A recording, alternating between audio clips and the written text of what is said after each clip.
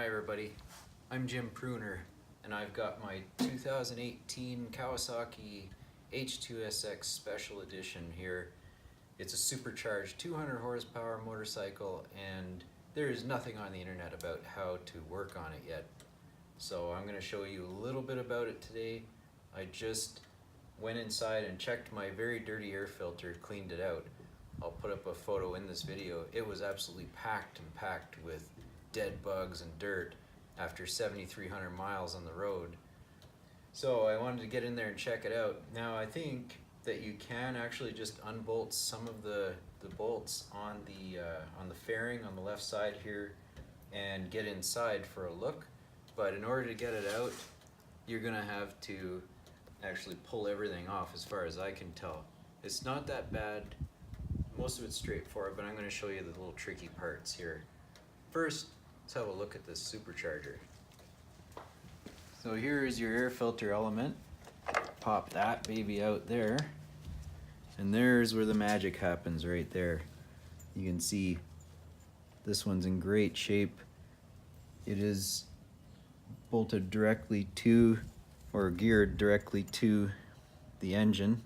So it's gear-driven supercharger. This is the inlet where the air goes in and then it sends it into the combustion chamber and the magic happens. You can see there's no marks on the sides or on the fins, and you should also check your end play on it. Now I don't have a dial indicator to do that, but I just kind of grabbed it and there's no movement there that I can detect. So that's all good. Pop this baby back in. Oh, there is also a seal in here, in this section here, a little foam one that runs along that seals everything in and keeps the dirt out. Now, the cover for that is this guy. And the reason I was getting suspicious that I really had a dirty filter, besides the fact that I've washed the bike a lot of times, there was a bunch of bug guts, is this little bag here on the bottom where all the junk collects that comes down the inlet, and this was just full of dirt and whatever else, bug legs, I don't know. So yeah, it was definitely time. So that just goes in there. To get to that, you're actually going to have to lift up this piece. So you got to pull the seat off just to be able to lift this up a little bit and get at this top bolt that holds it together. There's one right up in here that you probably can't see, but that's fine. The tricky part is getting the fairing off. And I mean, with these things you really want to be careful. You know, they cost a lot of money, they're easy to break, and you don't want to do that. It costs you hundreds of bucks. So I mean, for the most part, it's really simple. Just undo all these bolts and keep them in a safe place. But the tricky part comes up here. You can see this is where that sits. And on the inside here, connecting this part of the fairing to this part on the bike. See, this is a support bracket, and here's another one that connects to that. They've got some screws holding this cover over here. This one covers this light assembly. So you want to take that off to start with. It's just some Phillips headed screws. No big deal there. But there are these little pin, I don't know what they're clips. So these guys. So they're a two-piece thing, and when you see them in there, they're just gonna look like that. And the way to get them out, just take a little screwdriver or something, or even your finger, and you just push the center part in like that. Once you've done that, it pulls apart. And that fools a lot of people. They're hard to see, especially since it's all black on black on black on the inside there. So the tools that you're going to need, or that I used at any rate, you need a Phillips stubby, and then the flat. I've got a 10 mil socket, ratchet to run it. I got a couple of Allen sockets. I use the long ones just because it's easier to get in there. This one's a 5mm and this one's a 4mm. And that's it. That's what I used. So you've also got this piece up on top here. So that sits in there like this. It's got one of these funny little clips in it as well. Other than that, it's just got some screws. Pull that out of your way. And then you've got this inlet pipe to fight with. This guy connects right there on the intake on the front of the fairing. And it runs underneath here. It kind of has everything connected to it. The rectifier bolts to it right here. It's actually got a couple of nuts just on the studs holding it there.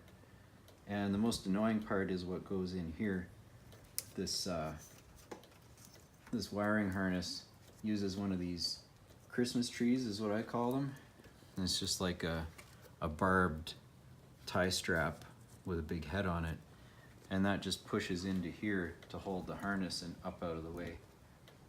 That you just kind of wiggle back and forth out of this and you're okay. There is also this plug, we'll call it, that goes into this grommet. So once you've got everything unbolted, you have to just kind of pull it out. It's just a pressure fit, or it's just pinched in there. Interesting about this intake is I kind of wondered, all right, well, there has to be a drain on this, because when you're riding fast in the rain, there's probably a lot of water coming in. And yeah, there's a drain right here on this intake tube. So make sure that that's clear, not obstructed. Just leave that over there. And it just bolts up here to the air box. Interesting spot for the air box, by the way. And I mean, what a beautiful bike. You got this trellis frame going everywhere. Super strong, super lightweight. Just a beautiful bike. The cornering lights here have got two harnesses coming to them. One of them is kind of a pain. This one comes apart easy. You just push the button here and it undoes. But this guy you're gonna fight with because it's got three little tabs that stick up in this lock. You really don't want this one coming apart.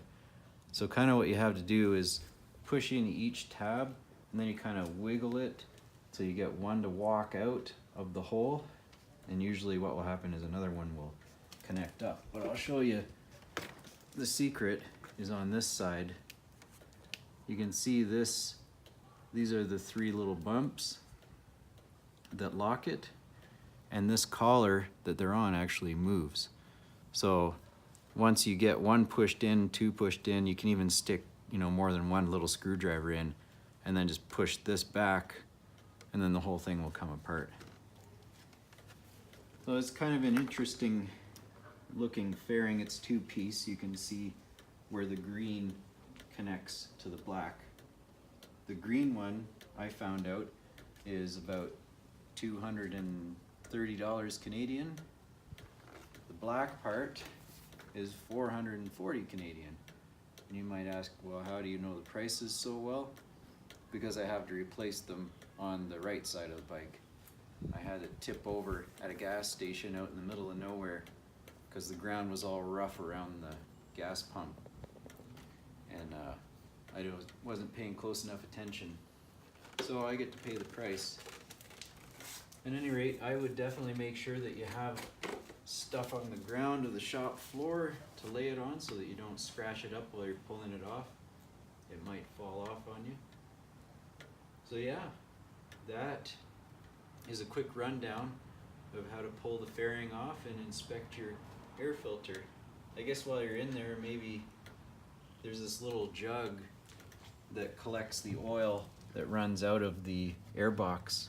There's a little drain on the inside there because there will be a little bit of oil leakage. Now I got everything falling out. So that's this tube here coming out the bottom. So yeah, you just empty that. You should be able to reach that without removing the fairing, but it's just easier to point out with everything removed. There you go.